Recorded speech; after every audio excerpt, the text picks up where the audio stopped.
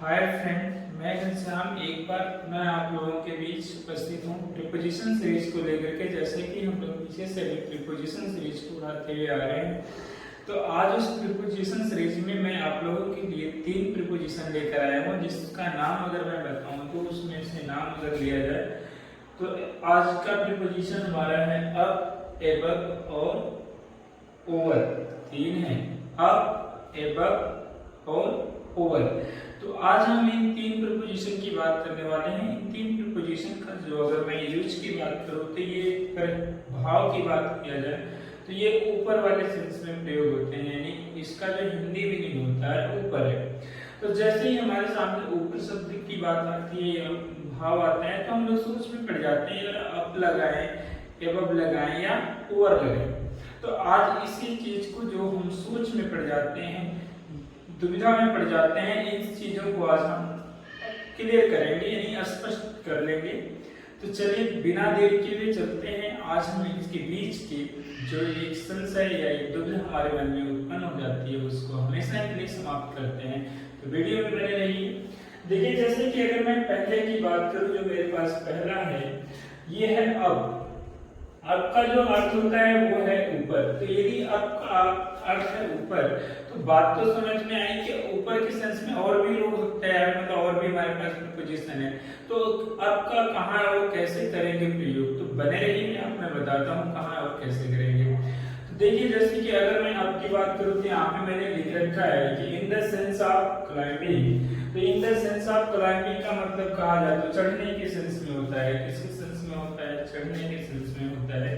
अर्थात बात किया जाए चढ़ना बोला जाए या तो बढ़ना बोला जाए, यानी लेकिन एक चीज है कि वो चढ़ना और बढ़ना सब कुछ मिला करके ऊपर की ओर होगा।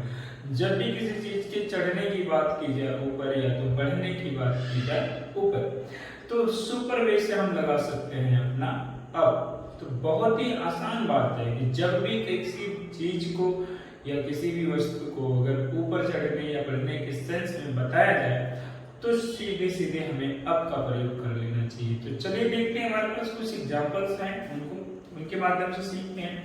तो जैसे कि यहाँ पे हमारे पास जो पहला एग्जांपल है ये है हमारे सामने, वह पेड़ पर चढ़ रहा है। तो मुझे समझ आ रहा है क्योंकि वो चढ़ रहा है, तो चढ़ने के सेंस में एक अब आएगा। तो यहाँ ट्रांसलेशन कर लेते हैं। जैसे ये हो जाएगा ही इज क्लाइंबिंग अप।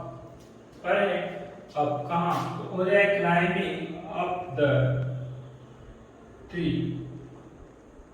तो बिल्कुल फ्रेंड, मुझे उम्मीद है कि आप ये समझ गए होंगे, बिल्कुल आसान भाषा में आप इस चीज को समझ चुके होंगे कि मतलब क्लाइंबिंग अप मतलब चढ़ने की बात हो रही थी, इसलिए हमने क्लाइंबिंग अप का प्रयोग कर लिया। तो चलिए साथ ही साथ तो आपकी कॉन्फिडेंस को और भी स्ट्रॉन्ग बनाने के लिए हमें एक और एग्जांपल ले लेते हैं। तो हमारे सामने जो एग्जांपल नेक्स्ट है वो ये है कि गुब्बारा ऊपर की ओर जा रहा है। तो फिर से बात वही आएगी कि जा रहा है मतलब ऊपर की ओर जा रहा है, नहीं बढ़ रहा है। तो जब बढ़ रहा है तो हम तो पढ़ रहे हैं, लेकिन वो बढ़ रहा है, किधर बढ़ रहा है? ऊपर की ओर। यानी जहां आएगी ऊपर की ओर बढ़ने की बात, हम किसका प्रयोग करेंगे? अब का करेंगे। तो चलिए देखते हैं, यहाँ पे सीधे सीधे लिख दिया जाए क्या? गुब्बारे की अंग्रेजी होती है बैलून। Balloon is. अब जाने की अंग्रेजी होती है गो, तो इसमें लगा देंगे आईएनजी गोइंग, और ये हो जाएगा आपका अब, गोइंग अप। तो जी फ्रेंड, बिल्कुल आप आसान भाषा में समझ गए कि बैलून इज गोइंग अप मतलब कि गुब्बारा ऊपर की ओर जा रहा है। तो जाने दीजिए, हमें तो अब का प्रयोग सीखना था कि ऊपर के सेंस में हमें अप लगाने आना चाहिए। तो जैसा कि देखिए यहाँ ऊपर था और हमने इसके लिए क्या लगा दिया है? अब का प्रयोग कर लिया। तो मुझे उम्मीद है कि आप अब का प्रयोग आसान भाषा में समझ गए होंगे। तो इसी चीज से आगे बढ़ते हुए हम लोग अब अगले वाले प्रीपोजिशन को लेते हैं जो ऊपर के सेंस में आता है। तो हमारे पास अगला क्या है? एबव है। तो जी दोस्तों, एबव का प्रयोग हम कहाँ करेंगे और कैसे करेंगे? तो चलिए देखते हैं कहाँ पे करते हैं। देखिए एबव लिखा हुआ है, तो इसका भी अर्थ क्या लिखा हुआ है? ऊपर लिखा हुआ है। मैंने इसके सामने बहुत कुछ नहीं लिखा हुआ है, बस थोड़ी सी बातें लिख दी, छोटी सी बात, मतलब कम शब्दों में आपको सिखा देने वाली बातें हैं, ठीक है?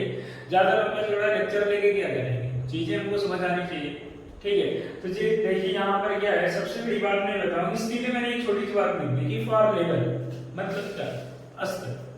अब लेवल तो आजकल कॉमन सी भाषा हो गई है, सब कोई लेवल लेवल करता है और लेवल समझता भी है। तो एक लेवल की अगर बात करें तो जब भी हम लेवल बताते हैं, अगर हिंदी मीनिंग देखें तो अस्तर होता है उसका। तो जब भी हम लेवल बताना चाहें किसी चीज का किसी चीज से, ठीक है, तो वहां पर हम एबव का प्रयोग कर सकते हैं। अगर मैं दूसरे सेंस में बात करूं, जब भी किसी चीज की कंपैरिजन की बात होगी, एक लेवल यहाँ पे है और एक चीज यहाँ है, तो जब इसके लेवल को बताया जाए कि ये इससे ऊपर है, तो ये कंपैरिजन में आप बता सकते हैं कि ये चीज इससे ऊपर है।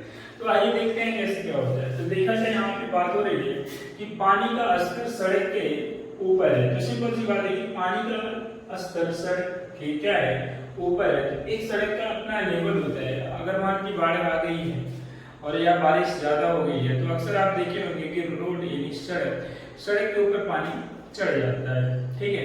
तो वहां पे आप कह सकते हैं कि ये रोड के लेवल से क्या है, पानी का लेवल ऊपर आया, तभी तो पानी सड़क के ऊपर आया। तो सिंपल सा ध्यान समझते हैं, तो ये हो जाएगा वाटर लेवल।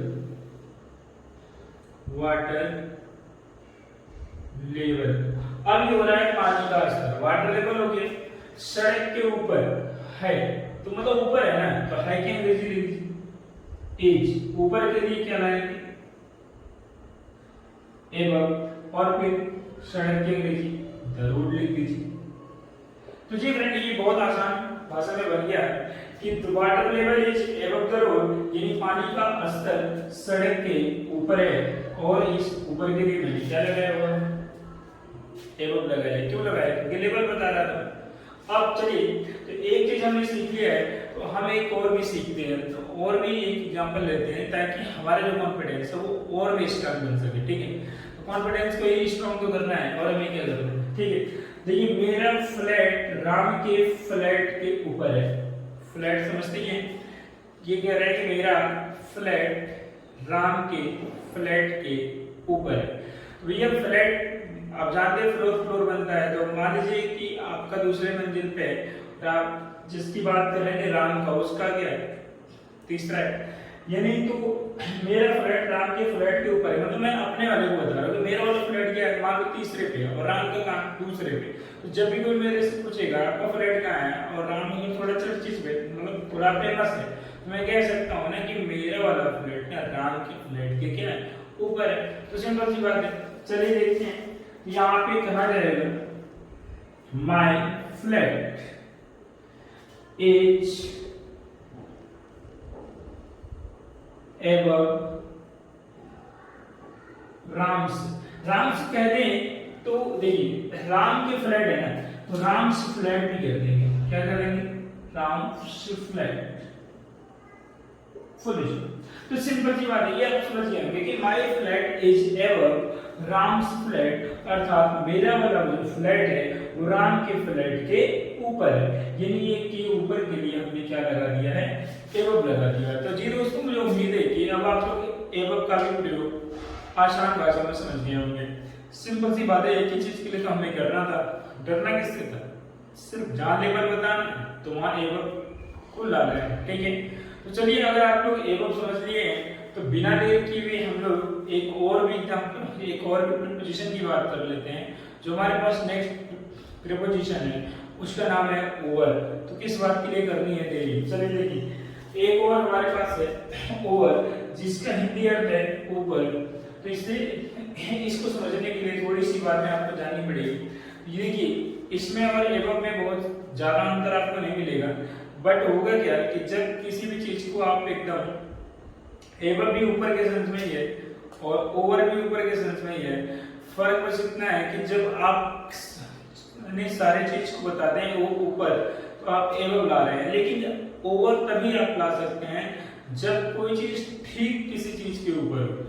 अगर ठीक किसी चीज के ऊपर हो यानी एग्जैक्ट उसके ऊपर ही हो, जहां हम जिस चीज को बता रहे हैं और जिस चीज के लिए बता रहे हैं वो उसके क्या हो एकदम बिल्कुल सटीक ऊपर। जैसे मान लो कि एक फैन होता है, सीलिंग फैन आप देखते हैं, अगर सीलिंग फैन के जस्ट नीचे आप खड़े हैं तो आप ये कह सकते हैं कि फैन मेरे सिर के ऊपर है। बिल्कुल वही एग्जांपल आप सटीक लीजिएगा कि जैसे आप कमरे में आए, सीलिंग फैन होता है, चल रहा होता है, आप उसके जस्ट पीछे ही खड़े हैं तो आप ये बात कह सकते हैं कि फैन मेरे सिर के ऊपर है और वो सटीक ऊपर है, यानी एग्जैक्ट ऊपर है, तो उसी जगह के लिए हम ओवर का प्रयोग करेंगे। तो ऐसे सिचुएशन जहां पर भी आएगी वहां हम ओवर लाएंगे। तो जैसे देखिए एग्जैक्ट बोले या हम वर्टिकल भी बोल सकते हैं, क्योंकि वर्टिकल एक वर्ड होता है, तो वर्टिकल का मतलब ये तो ठीक सीधे होता है, ठीक है। जैसे कि मैं यहाँ पे डिस्क्रिप्शन में लिखा हूँ कि यहाँ पे है मेरे पास कि व्हेन एन ऑब्जेक्ट हैंगिंग, मतलब when an object is hanging कर लीजिए, यहाँ पे आप क्या कर लीजिए इज लगा लीजिए, ठीक है इज। तो when an object is hanging vertically without touching, एक और भी कंडीशन है, वो टच नहीं करेगा, ठीक है, विदाउट टचिंग डाउन ऑब्जेक्ट, मतलब कि जो ऑब्जेक्ट नीचे है और जिस ऑब्जेक्ट से तुलना की जा रही है वो वर्टिकल तो होगा, एग्जैक्ट सीधे तो होगा, लेकिन ऊपर वाला ऑब्जेक्ट ना नीचे वाले ऑब्जेक्ट को टच नहीं करना चाहिए, ये भी कंडीशन है। सपोज अगर खुद को कर लिया जाए, आप अपने के लो या मेरे को ले लो, अगर फैन स्विंग तो सबको पता है, उसके नीचे अगर मैं खड़ा हो जाऊं तो फैन जो है मुझे टच नहीं करेगा, लेकिन मेरे ठीक सिर के ऊपर ही होगा। तो ऐसे सिचुएशन में हम ओवर लगाएंगे। या मान लो कि हमारी कॉलोनी है, अगर मान लो हम जहाँ पे रहते हैं उसको एक कॉलोनी मानते हैं, 2-4-10 लोग का एरिया होता है, अगर ठीक उसके ऊपर हेलीकॉप्टर रह जाता है और वहां पे राउंड राउंड चलने लगता है, ठीक है, किसी वजह से, तो आप वहां पे देख पा रहे हैं कि जो हेलीकॉप्टर है वो आपकी कॉलोनी के ही ऊपर राउंड लगा रहा है। तो आप यहाँ जस्ट आप कह सकते हैं कि हेलीकॉप्टर मेरे कॉलोनी के ऊपर है। तो अब वहां पे देखा जाएगा जो आपकी कॉलोनी की एरिया है उस एरिया के एग्जैक्ट या वर्टिकल ही वो हेलीकॉप्टर है। तो ऐसे सिचुएशन में आप ओवर लगाएंगे। तो चलिए अब देखते हैं कुछ एग्जांपल के माध्यम से समझते हैं। जैसे यहाँ पे मैंने लिखा है 15 सोहन के सिर के ऊपर है। सपोज वही बात मैंने ले लिया एग्जांपल में जो मैं आपको समझा रहा था। यहाँ कह दिया जाएगा द फैन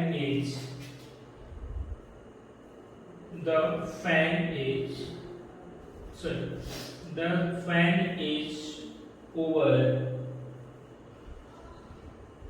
सोहन्स हेड। बिल्कुल सही है। सपोज वही वाला एग्जांपल है कि सोहन फैन के नीचे खड़ा था और मैं कहीं से आया और देखा तो मैंने ये बोला कि जो फैन है वो सोहन के सिर के ऊपर है। जस्ट इन इंग्लिश आपने उसे बनाया भी है सही कि the fan is over Sohan's head, यानी सोहन के सिर के ऊपर की बात है। तो जब भी एग्जैक्ट ऊपर होगा या वर्टिकल होगा और विदाउट टचिंग होगा तो वहां पे ओवर ही आएगा। इस चीज से आप जरा सावधान रहेंगे और समझ के साथ चलेंगे। तो चलिए एक चीज और भी देख लेते हैं। ये कहा जा रहा है कि ये पुल नदी के ऊपर है। अब तो ठीक है, ये तो इससे बड़ा आसान तो कोई मिल नहीं सकता। जब भी नदी के ऊपर पुल बनेगा तो ये उसके ठीक ही ऊपर तो बनेगा, साइड में थोड़ी ना ले जाके बना देंगे किसी साइड में, चलो भैया नदी के एक किनारे बना देंगे, तो किनारे तो बनेगा नहीं।